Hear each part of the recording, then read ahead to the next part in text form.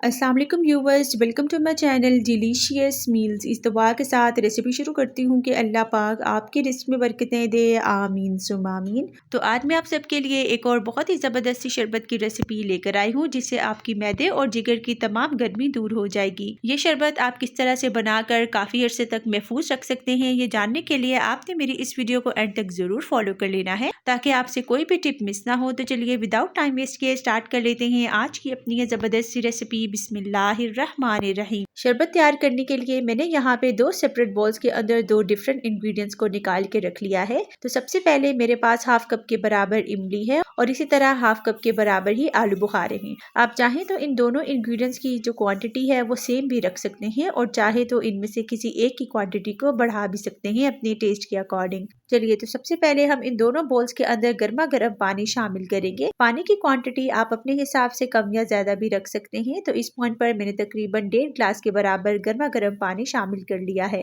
गर्म पानी शामिल करने से ये दोनों इंग्रेडिएंट्स कम वक्त के अंदर अंदर नरम हो जाएंगे, जिससे हम अगला स्टेप जो है वो काफी आसानी से कर सकते हैं। तो यहाँ पे देखिए, तकरीबन आधे पौने घंटे के अंदर अंदर ही दोनों इंग्रेडिएंट्स मुकम्मल तरह से सॉफ्ट हो चुके हैं। तो मैंने हाथों की मदद से ही इन दोनों के जो सीड्स हैं वो मुकम्मल तौर पर रिमूव कर लिए हैं। आपने मेक श्योर करना है कि इमली और आलू बुखारे के इस पल्प के अंदर किसी भी किस्म का बीज वगैरह मौजूद ना हो, क्योंकि अगला स्टेप हम ब्लेंडर जग के अंदर करेंगे। तो यहाँ पे देखिए, मैंने दोनों पल्प्स को इस तरह से एक ब्लेंडर जग के अंदर ट्रांसफर कर लेने के बाद अब मैं इन्हें अच्छे से ब्लेंड कर रही हूँ। ब्लेंड करने से ये होगा कि जो इमली और आलू बुखारे का रफ सा पल्प था वो मुकम्मल तौर पर थिक पेस्ट फॉर्म की शक्ल में आ जाएगा। तो इस तरह से देखिए, हमने इन दोनों इंग्रेडिएंट्स को अच्छे से ब्लेंड कर लिया है। चलिए, अब नेक्स्ट स्टेप में हमने इस तरह का एक बड़ी जाली वाला स्ट्रेनर लेकर इस तमाम पल्प को मुकम्मल तरीके से हम स्ट्रेन कर लेंगे। पल्प को स्ट्रेनर के अंदर शामिल कर लेने के बाद मैंने इसके अंदर नॉर्मल टैप वाटर भी ऐड कर लिया है, तकरीबन 2 ग्लास के बराबर। इससे ये होगा कि जो पल्प है वो आसानी से स्ट्रेन हो जाएगा।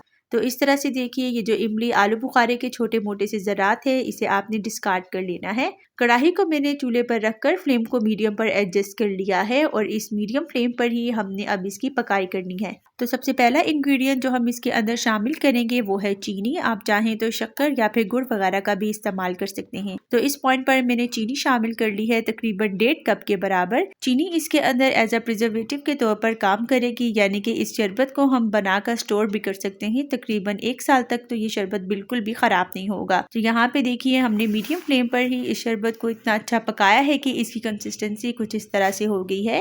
तो यहाँ पे आप देख सकते हैं कि ये थोड़ा बहुत थिकनेस की तरफ भी आ रहा है और इसके साथ साथ ये काफी हद तक रिड्यूस भी हो चुका है। चलिए, अब इस पॉइंट पर टेस्ट को मजीद इनहेंस करने के लिए इसके अंदर मैं शामिल कर रही हूँ काला नमक हाफ टी स्पून और अजवाइन भी इसके अंदर हाफ टी स्पून के बराबर ही चली जाएगी। फ्लेम अभी भी मीडियम पर ही है और हमने इसी फ्लेम पर ही इन तमाम इंग्रेडिएंट्स को मजीद 5 से 7 मिनट तक कुक कर लेना है, ताकि जो इसकी कंसिस्टेंसी है वो थोड़ी बहुत थिक फॉर्म में आ जाए। तो फिर हम फ्लेम को ऑफ करके इस शरबत को अच्छे से ठंडा होने के लिए छोड़ देंगे रूम टेम्परेचर पर ही। तो यहाँ पे देखिए, तकरीबन 1 घंटे बाद शरबत मुकम्मल तरीके से ठंडा हो चुका था। तो अब आपने किसी भी साफ सुथरी और ड्राई बॉटल के अंदर शरबत को ट्रांसफर कर लेना है। आप इस शरबत को बनाकर रमजान के महीने के लिए तो जरूर सेव करके रखें, क्योंकि ये शरबत तासीर में काफी ठंडा होता है, जिससे आपकी मैदे और जिगर की गर्मी जो है वो मुकम्मल तौर पर दूर हो जाएगी। शरबत तैयार करने के लिए मैंने एक ग्लास के अंदर लेमन का 1 स्लाइस और 4 अदद पुदीने के पत्ते शामिल कर लिए हैं। नेक्स्ट इसके अंदर जो हमने इमली आलू बुखारे का पल्प बना कर रखा था वो भी आप अपने टेस्ट के अकॉर्डिंग ही ऐड कर सकते हैं। तो मैंने यहाँ पे तकरीबन 3 टेबलस्पून के बराबर इमली आलू बुखारे का जो पल्प है वो शामिल कर लिया है। और आखिर में आप चाहें तो इसके अंदर आइस वाटर शामिल कर लें। मैं यहाँ पे नॉर्मल टैप वाटर का ही इस्तेमाल कर रही हूँ।